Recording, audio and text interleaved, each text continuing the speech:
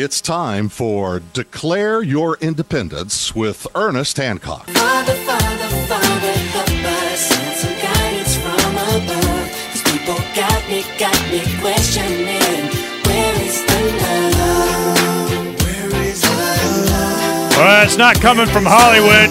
Not if they can help it. You know, it's where's the blood? Where is the blood? Let me tell you where the blood is. It's coming out to make money for Hollywood. And if that's the whole incentive, I need to know.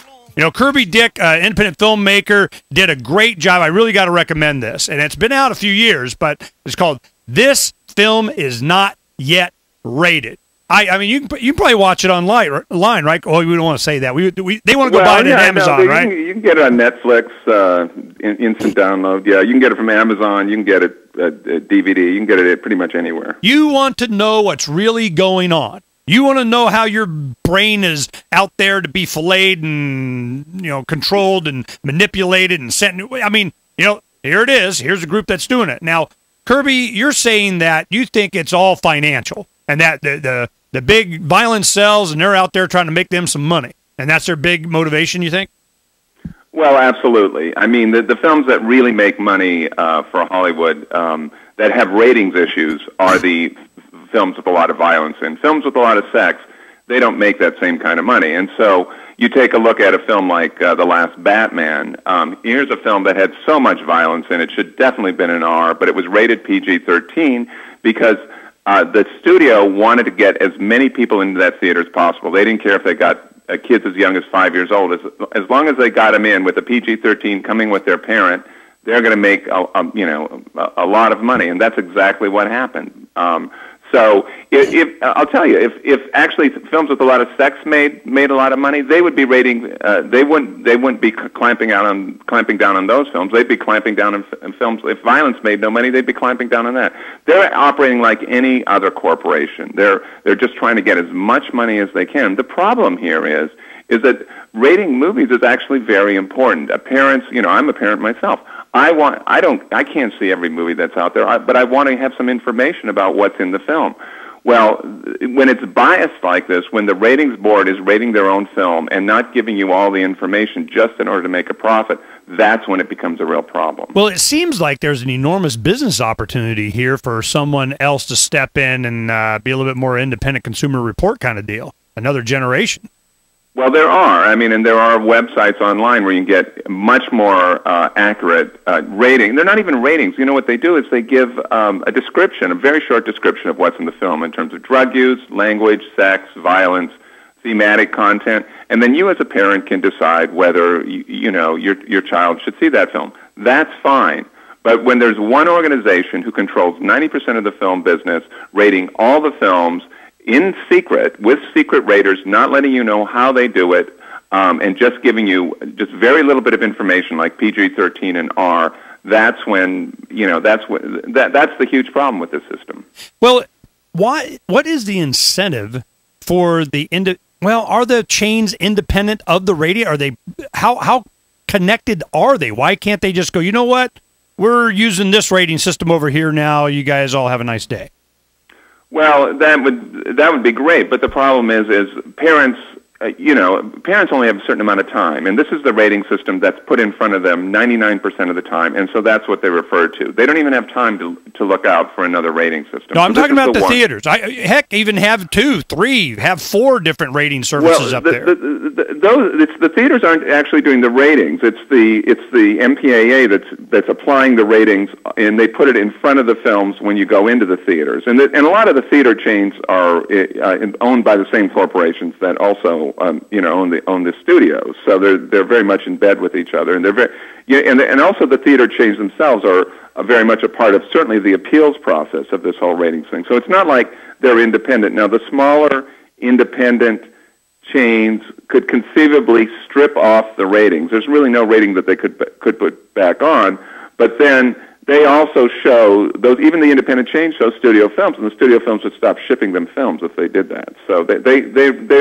pretty much it really controls 90 to 95% of the film business, and no one can go up against the MPAA. Okay, so as an independent filmmaker, especially one that made this film, I'm sure you're not on their Christmas card list. So this is an independent filmmaker here. Where's your market? Is it growing? Are we starting to have a different paradigm that generations coming up, generation next is looking to somewhere else to make their movie selections?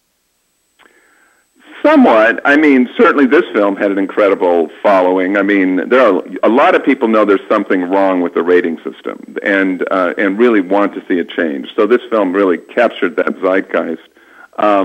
But for the most part, no. I mean, the movie business is, again, 90 to 95% controlled by the 6 major studios. There's you can look for a few independents. The independent film market is actually, independent film sort of arena is actually shrinking right now. So it's totally dominated by these 6 corporations. Why do you think that is, though?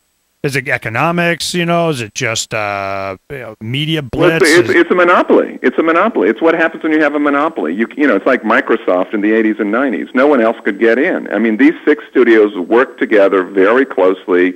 People go back and forth. It's a very tight network of people. They control the rating system. They control all the films that are being made. They are even trying to push their product all over the world and forcing it into other countries.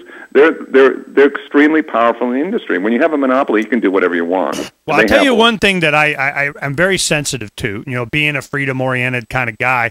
I'm just going, wow, it seems like this all the super action hero violence whiz bang support of military, let's go bomb and get somebody. It seems like there's a march to creating a culture that's in support of Big Bubba doing whatever the heck they want. I see it on television. I see it. I'm going, is there that kind of focus to these? Well, that sells too? What?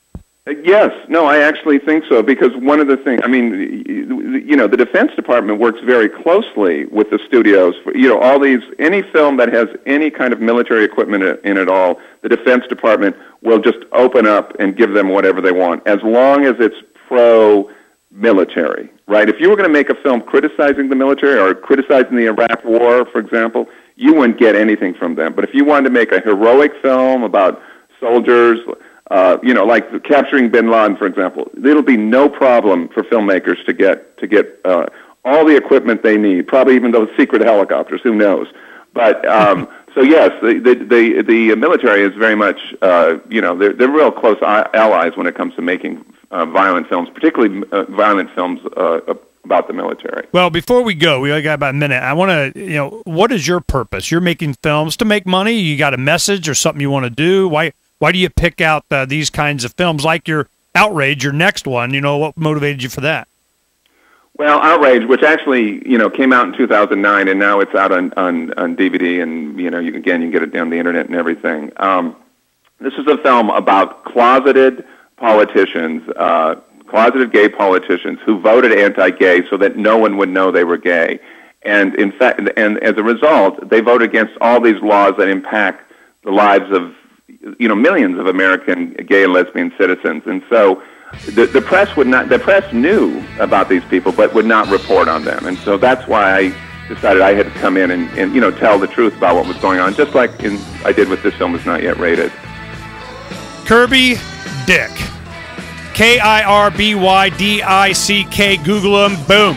Boom shakalaka. See all his movies, what he's done. You did a great service. I used your movie a lot. It was great spending time with you. Hold on just a second. I want to talk to you after the break. We'll be right back here on Declare Your Independence in just a little bit.